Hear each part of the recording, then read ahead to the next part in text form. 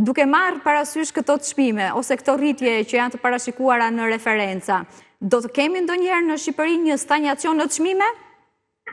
Jo, pasi logjika është që ne shikojmë tani dinamike në procesit, për apartamentet në Bregdet, ne shikojmë që sigurisht kanë pasur të nevojshme, madje të domosdoshme, apo themi një parafrim me çmimet reale të tregut.